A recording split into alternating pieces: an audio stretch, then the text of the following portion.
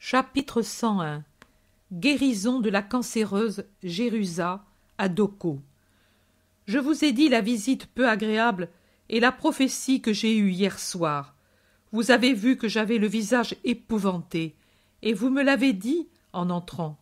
Je ne savais pas quel visage j'avais, mais certes, je suis impressionné, et cela ne passe pas avec les heures. Ce n'est pas la première fois, vous le savez, que Satan me donne des ennuis en me tentant sur ceci ou cela. Et maintenant qu'il ne tente plus la chair, il tente l'esprit. C'est depuis 1 an que de temps à autre il me donne des ennuis. La première fois, ce fut quand il me tenta dans les journées redoutables pour moi, en avril 1944, quand il me promit de m'aider si je l'adorais. La seconde, quand il m'assaillit par cette pénétrante, violente et longue tentation du 4 juillet 1944, en me tentant à singer le langage du maître pour anéantir ceux qui m'avaient offensé. La troisième, quand il me suggéra de faire avec les paroles dictées une œuvre personnelle et de la publier en m'en attribuant le mérite et en tirant des bénéfices. La quatrième, quand en février de cette année, il me semble qu'on était déjà en février, il m'apparut, c'était la première fois que je le voyais, car les autres fois je sentais seulement sa présence, me terrorisant par son aspect et sa haine. La cinquième, ce fut hier soir. Ce sont là les grandes manifestations de Satan. Mais depuis, j'ai mis à son compte, à lui, toutes les autres choses plus petites qui me viennent des autres, qui veulent me porter à l'orgueil, à la complaisance en moi-même, ou bien à la simulation, ou encore à la persuasion que je ne suis qu'une malade et que tout est le fruit de troubles psychiques. Même les obstacles qui viennent des parents, des autorités et des camionneurs, je les attribue tous à Satan. Il fait ce qu'il peut, de son mieux, pour me causer des ennuis et m'amener à l'inquiétude, à la révolte, à la persuasion que la prière est inutile et que tout est mensonge. Mais je vous avoue qu'hier soir, il m'a beaucoup troublé. Ce n'est pas la première fois qu'il fait naître en moi la peur d'être trompé et d'en devoir un jour rendre compte à Dieu et même aux hommes. Vous savez que c'est là ma terreur. Jésus et vous me réconfortez toujours, et elle renaît toujours. Pourtant, c'étaient des pensées qui étaient à moi, excitées par Satan, mais qui venaient de moi. Hier soir, ça a été une menace explicite, directe. Il m'a dit « Vas-y, vas-y, je t'attends au bon moment, au dernier moment.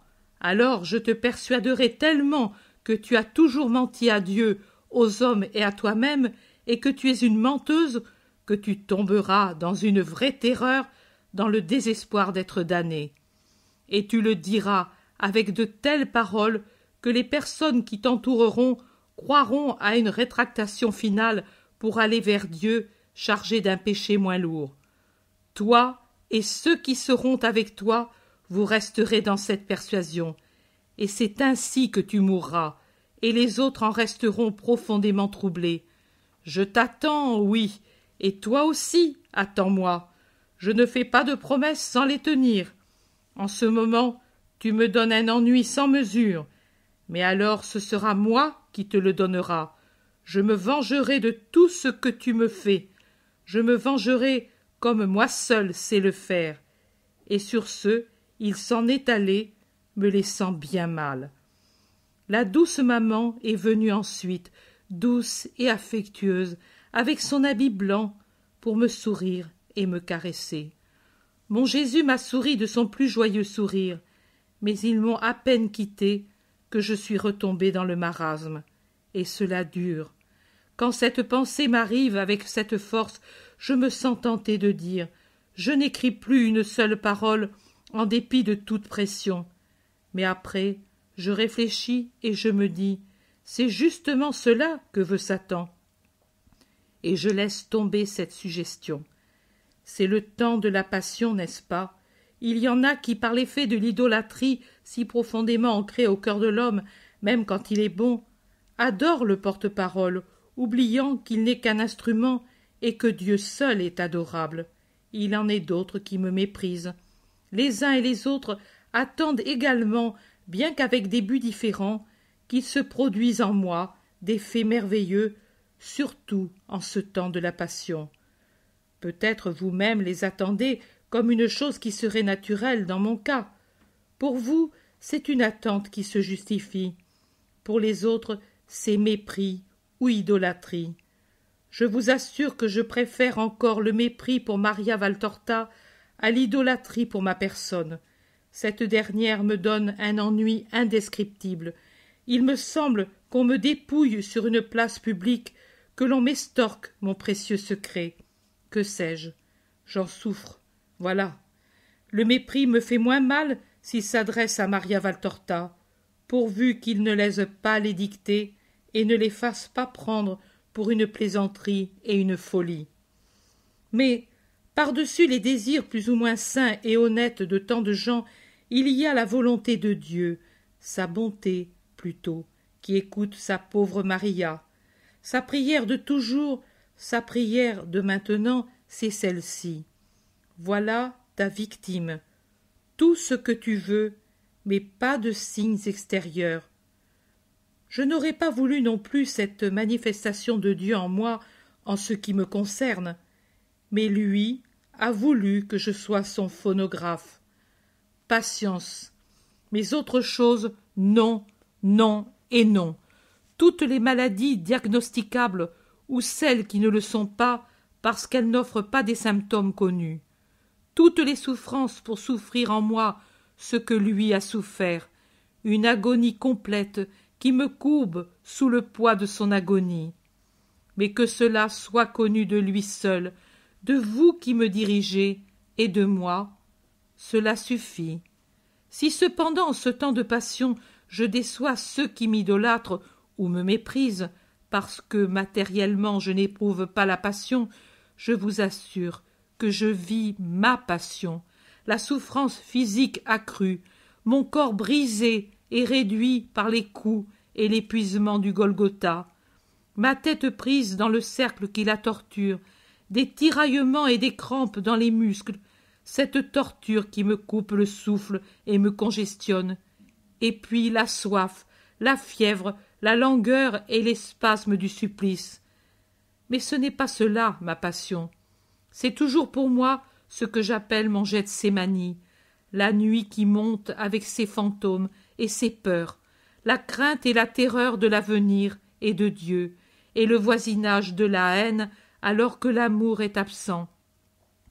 Voilà ce qui a soif, ce qui enfièvre, fait pleurer des larmes de sang, m'épuise, me met à bout. Je vous assure que c'est quelque chose d'aussi puissant que l'heure vécue l'an passé, quand Dieu me laissa seul. Et même, je puis dire, c'est plus fort, car je souffre en dépit de la présence de Dieu en moi.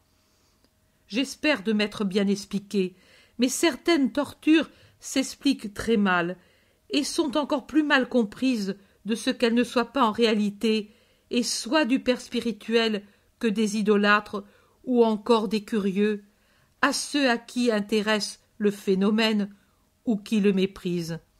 Il faudrait bien que ces trois dernières catégories éprouvent pendant 1 heure ce que nous éprouvons, et les idolâtres aussi qui peut-être nous envient. Mais non, il vaut mieux qu'ils ne l'éprouvent pas. Les idolâtres essaieraient de s'échapper, qui sait où, par la peur d'une telle heure.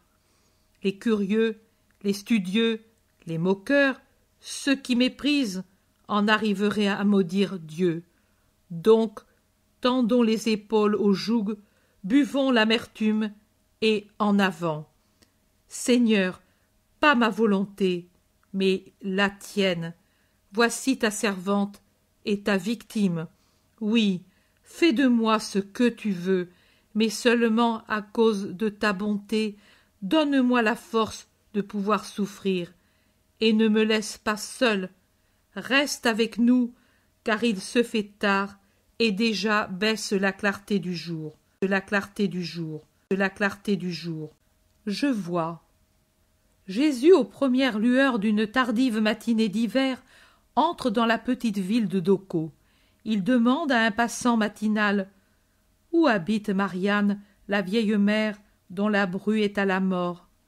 Marianne, la veuve de Lévi, la belle-mère de Jérusa, femme de Josia? Oui, elle. Regarde, homme, au bout de cette rue, il y a une place, au coin il y a une fontaine, et de là partent 3 chemins. Prends celui qui a un palmier au milieu et marche encore 100 pas. Tu trouves un fossé, et tu le suis jusqu'au pont de bois. Tu le passes, et tu vois une ruelle couverte. Tu la suis. Quand il n'y a plus de route, ni de couvert, car elle débouche sur une place, tu es arrivé. La maison de Marianne est érodée par la vétusté. Avec les dépenses qu'ils ont, ils ne peuvent la remettre en état. Ne te trompe pas. Adieu. Tu viens de loin? Pas trop. Mais tu es galiléen? Oui. Et ceci, tu viens pour la fête? Ce sont des amis. Adieu, homme. La paix soit avec toi. Jésus laisse en plan le bavard qui n'est plus pressé. Il prend son chemin et les apôtres le suivent. Ils arrivent à la petite place, une parcelle de terre boueuse avec au centre un grand chêne qui a poussé là, tout seul, et qui peut-être en été donne une ombre agréable. Pour l'heure, il est plutôt triste avec sa frondaison touffue et sombre au-dessus des pauvres maisons auxquelles il enlève la lumière et le soleil. La maison de Marianne est la plus misérable, large et basse, mais tellement négligée. La porte est couverte de pièces posées sur les éraflures du bois vétuste. Une petite fenêtre sans rideau présente sa noire ouverture comme une orbite privée de son œil. Jésus frappe à la porte. Une fillette sur les 10 ans se présente, pâle, maigre, les yeux rougis. « Tu es la petite fille de Marianne? Dis à la grand-mère que Jésus est ici. » L'enfant pousse un cri et s'enfuit en criant à haute voix. La vieille femme accourt, suivie de 6 bambins, sans compter la fillette de tout à l'heure. Le plus grand paraît être son jumeau. Les derniers, 2 petits garçons, sans chaussures et amaigris, s'attachent aux vêtements de la vieille et savent à peine marcher. « Oh, tu es venu, enfant, vénérer le Messie. Tu arrives, attends, dans ma pauvre maison. Ma fille est mourante. Ne pleurez pas, petit, qu'elle ne vous entende pas. Pauvre créature. Les bambins sont épuisés par les veilles, car j'ai tout à faire et je ne peux plus veiller. Je tombe par terre par le sommeil. Il y a des mois que je ne vais plus au lit.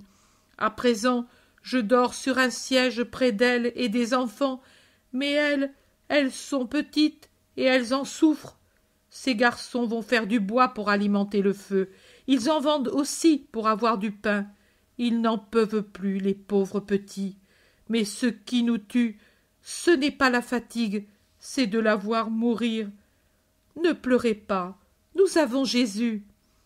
Oui, ne pleurez pas, la maman va guérir, le père reviendra, vous n'aurez plus tant de dépenses, ni si grande faim.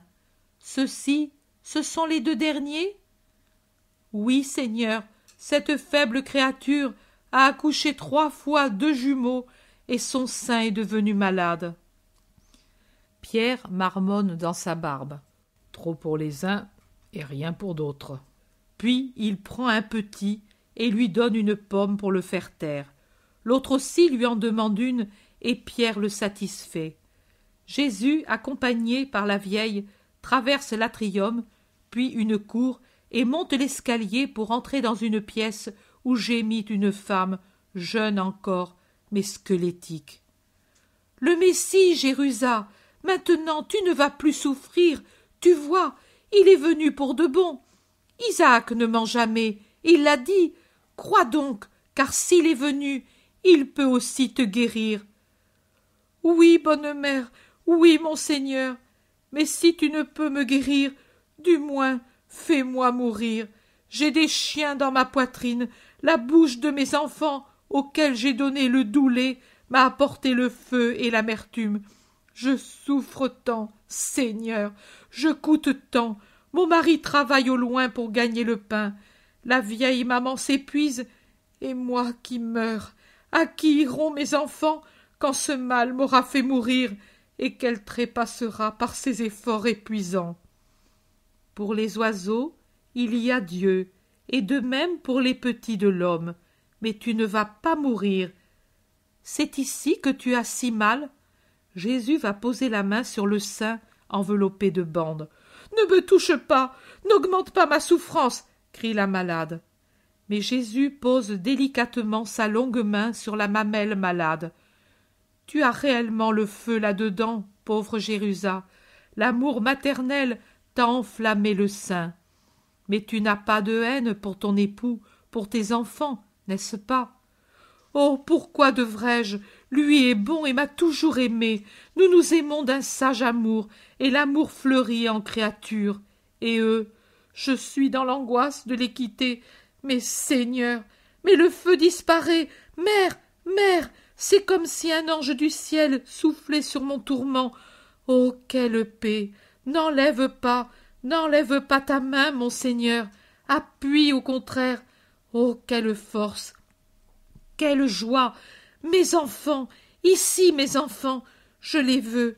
Dina, Osia, Anne, Séba, Melki, David, Jude, ici, ici.